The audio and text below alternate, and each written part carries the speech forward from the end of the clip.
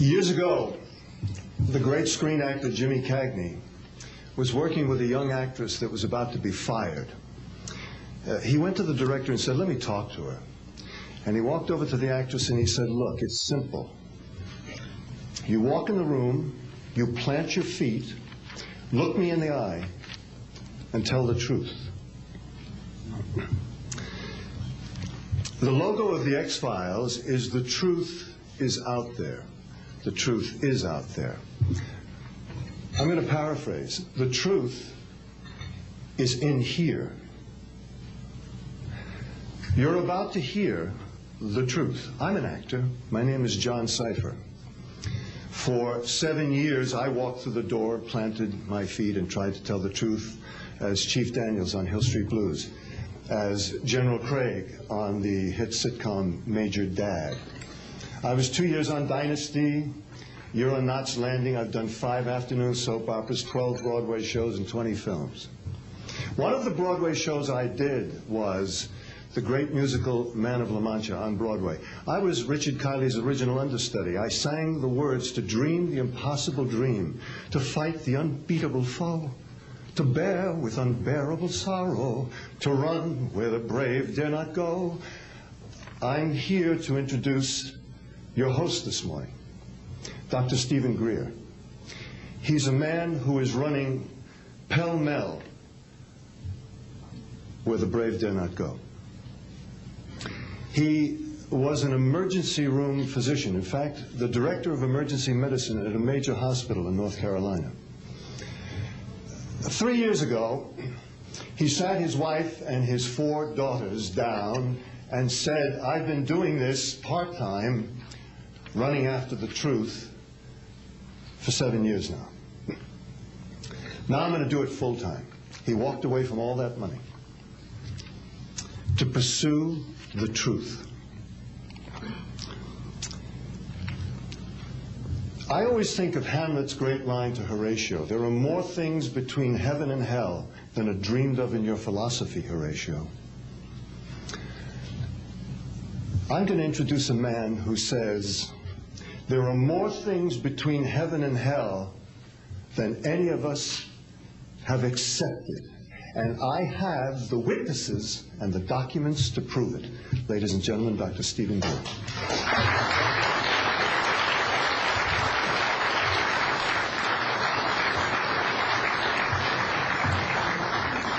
Thank you very much, John. Members of the press, the American public, and people of the world. We are here today to disclose the truth about a subject that has been ridiculed and questioned, denied for at least 50 years.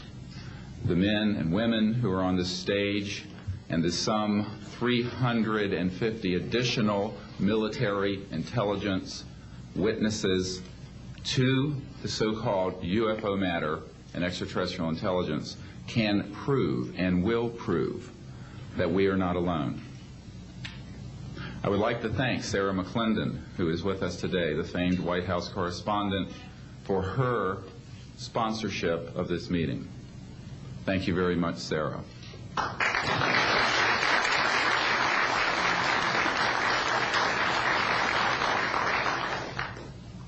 In 1993, a group of military advisors to this project and I met out in the countryside in Virginia. And we decided that it was time for civilians, military, intelligence, and other people to come together to disclose the truth about the subject which is called UFOs. Since that time, I have personally briefed a sitting director of Central Intelligence, James Woolsey, President Clinton's first CI director. I have personally briefed the head of the Defense Intelligence Agency, the head of Intelligence Joint Staff, members of the Senate Intelligence Committee, many members of Congress, members of the European leadership, the Japanese cabinet, and others. And what I have found is that none of them are surprised that this is true, but they are uniformly horrified that they have not had access to these projects. We can establish through these witnesses whom we have identified, which now number over 400, and these are people who have been inside the CIA, NSA, NRO, Air Force, Navy, Marines, Army, all divisions of the intelligence and military community, as well as corporate witnesses, contractors to the government. And these are folks who have been involved in so-called black budget or covert unacknowledged projects. These unacknowledged special access projects are taking in at least $40 to $80 billion per year. And they are sitting on technologies that can change the world forever. The reason we are coming forward now is that we are asking for the U.S. Congress and for President Bush to move towards an official inquiry and disclosure on this subject. It has the most profound implications for the human future, for the U.S. national security, and for world peace. Specifically, technologies connected to UFO and extraterrestrial vehicles, if declassified and used for peaceful energy generation and propulsion, would solve the looming energy crisis definitively, would end global warming, would correct the environmental challenges that the Earth is facing. It is also critical that we begin to debate as a society the propriety of placing weapons in space. If indeed, as we can prove, it is true that we are not alone and that space is territory which we are sharing with other civilizations, it could be a very imprudent, destabilizing thing to place weapons in space. This is not being debated because it is off the national and international radar screens. It needs to be placed on it, and we are here today to do it.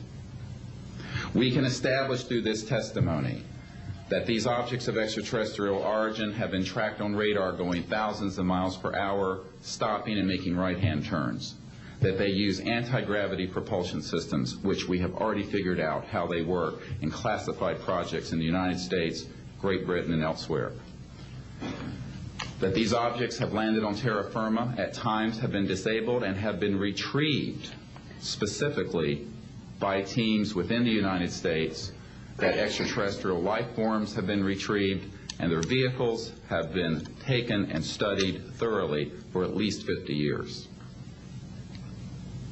We can prove through the testimony and documents that we will be presenting